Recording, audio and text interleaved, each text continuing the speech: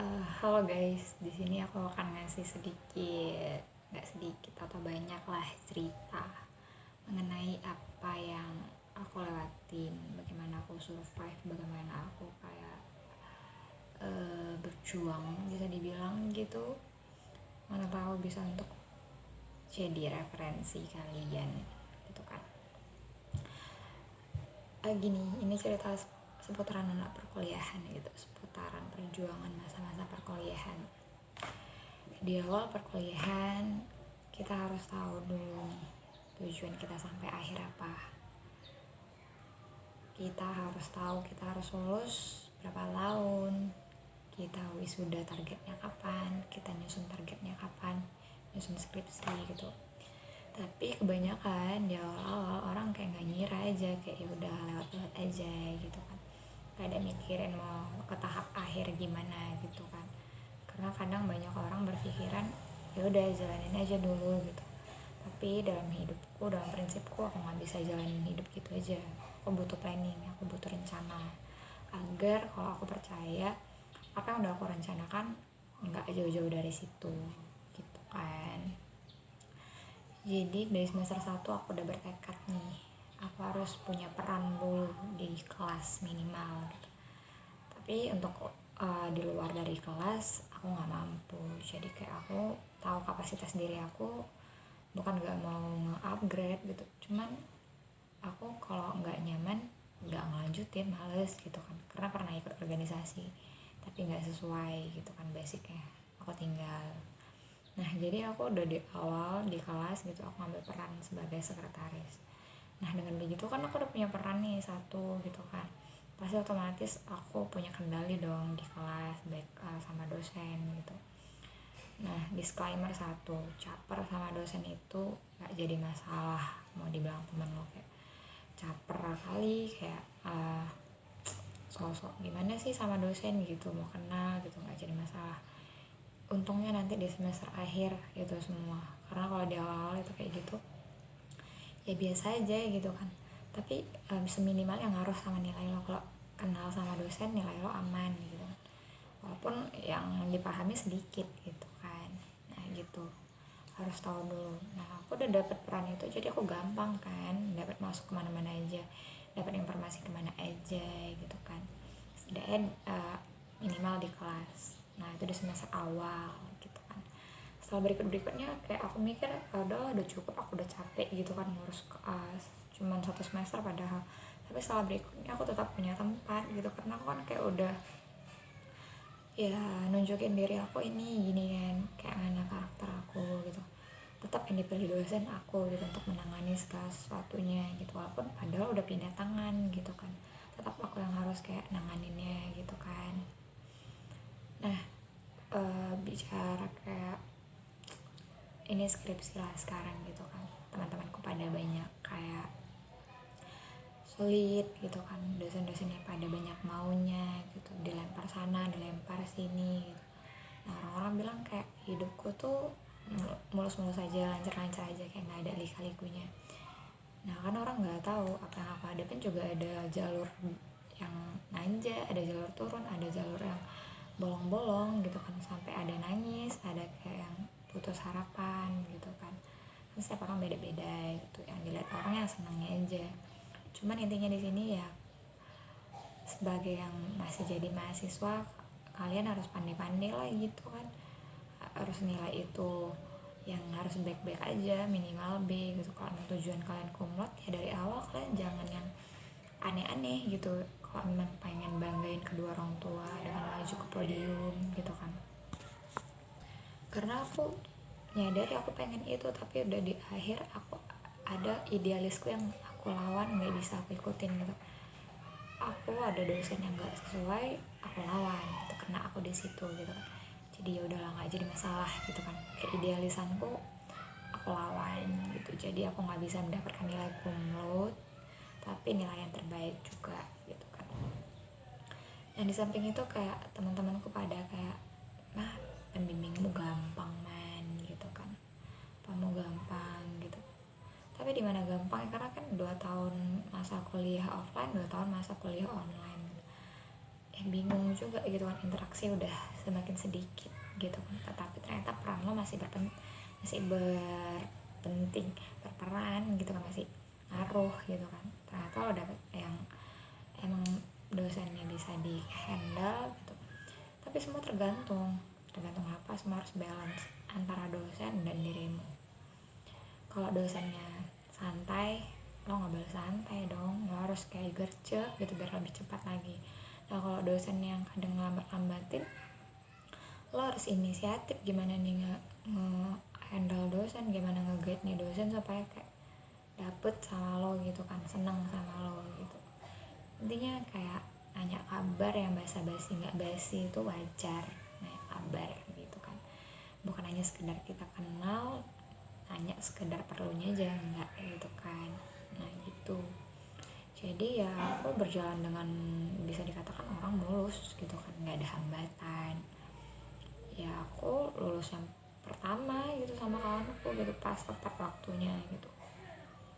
Aku cuma ingin berbagi sama kalian kayak semuanya tuh harus balance antara lo doa, antara keyakinan, antara harapan, antara action. Itu terus aku kayak harus semuanya nyatu gitu, harus kayak nyatu agar semuanya tuh keajaiban lo dapatkan gitu.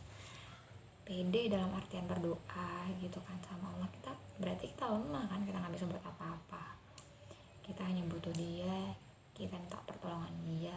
Dalam artian ya sekalipun lo pendosa, Tuhan itu nggak akan pernah meninggalkanmu gitu. Apapun yang kau pinta, kalau kau yakin akan terjadi, akan terjadi. Kalau nggak percaya, hal buruk aja coba pinta, bisa nggak gitu ya. Kalau untuk menguji keyakinan lo akan sebuah doa gitu, minta hal buruk coba gitu, pasti lo minta hal yang baik kan. Nah gitu juga sama hidup lo gitu, yakin aja sama doa lo, yakin sama Tuhan, yakin sama Allah bahwa dia akan memberikan yang terbaik. Yakin sama Tuhan itu kayak kita nggak kecewa gitu, beda sama manusia, kita pesimis jadinya. Karena dalam kayak manusia kita harapin ya bisa jauh dari apa yang kita harapkan kan, tapi kalau sama Allah gitu kan, bising coy, ada accident bising. Ya apa yang lo harapin pasti akan terjadi gitu. Gimana ya, kekuatan doa itu keajaibannya real, nyata gitu. Buktinya ya aku udah buktikan gitu, dalam hal sekecil apapun, dalam baik hal besar, kita tetap harus minta sama dia. Sekalipun lo bilang haus, lo butuh minum, ya bilang aja ya Allah haus, ya pasti ya, walaupun memang kita dapat, tapi kan kita bergantung sama dia gitu kan, kita lemah. Nah saat hal-hal besar datang, ya tanpa kita kadang sadari, ya Tuhan kalau udah meng-guide kita duluan, Tuhan udah menampung kita duluan gitu kan.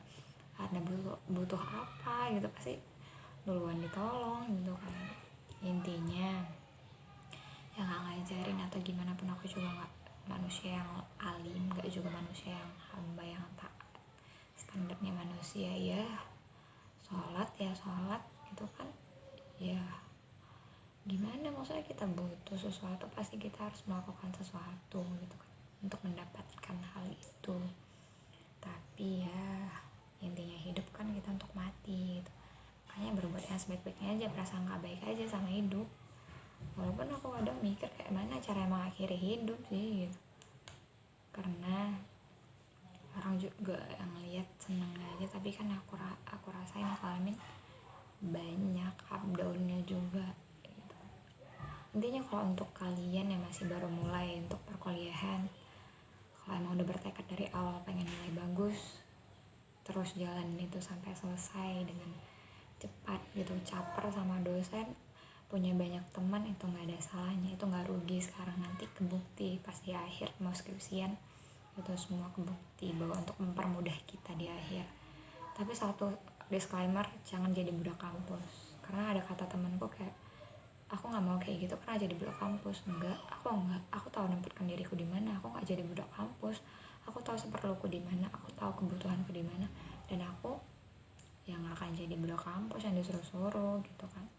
Cuman kalau dia rela mau jadi budak kampus ya terserah gitu, tergantung orangnya kerelaannya gimana. Nah aku enggak, aku masih standar aja, karena itu untuk mempermudah jalan kalian semua gitu ya. Intinya itu aku adalah orang kumlot yang tertukar sama temanku.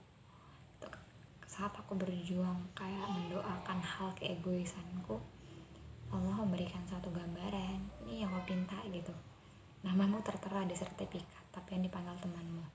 Karena apa? Kau telah mengikhlaskan apa yang seharusnya kau ikhlaskan. Dan jadilah sebuah keajaiban yang kayak gitu. Dengan kayak gitu kan kau lihat gitu keajaiban doa itu di mana yang tertulis namamu di situ, yang udah mau digeladi namamu yang dipanggil, mau yudisium terbaik dari fakultasmu, ya dari jurusanmu, tapi akhirnya kayak ya temanmu lah akhirnya gitu, yang awalnya yang kayak ya Tuhan berilah kesempatan kali ini untukku, temanku yang berikutnya, tapi aku balik lagi kayak nggak apa-apa bareng, karena yang beda kesempatan kita pengen bareng gitu kan. Aku meredakan untuk itu semua dan akhirnya ya gitu, bukan pede dalam hal kayak aduh aku terkabul, bukan kayak apa sih tabarut ya atau apa yang kayak katanya hal-hal baik yang selalu datang katanya gitu, jangan-jangan kayak itu hanya terlena gitu. Tapi bagi aku kayak selagi Allah memberikan yang terbaik tapi aku juga ingat hal yang baik, ya ini bukan hal yang murkanya Allah sama aku kan, enggak gitu. Intinya berprasangka baik, positif gitu, apapun lakukan hal yang baik selagi tidak merugikan dirimu, lakukan aja gitu. Toh untungnya nanti akan kelihatan pas di akhir gitu. Orang-orang akan kayak ya udah ngeliat dirimu ya mau ngomong apa gitu, diem aja kayak. Walaupun aku sebenarnya melakukan kesalahan di hidup orang lain gitu, tapi ya ada beberapa pasti benci sama aku, ada yang suka sama aku, tapi terlebih dari itu semua cukup benci ya karakter gue aja gitu, akunya jangan gitu sih. Cuman ya gitulah, semangat terus untuk teman-temanku, mudah-mudahan ya kalian bisa beres tahun ini, di awal tahun ini nggak beruang kuliah lagi. Semangat, yakin, usaha sampai. Itu yang bisa aku ambil dari satu organisasi yang aku terapin, yakin, usaha sampai, karena itu kayak prinsip hidup yang bagus gitu, nggak ada salahnya mau di copy paste untuk hidup kita gitu. Jadi semangat, karena aku pengen ngomong ini pada hari ini gitu kan, ya inilah udah pada saatnya pengen ngomong ribut tetangga kan, tapi ya udah pengen ngomong.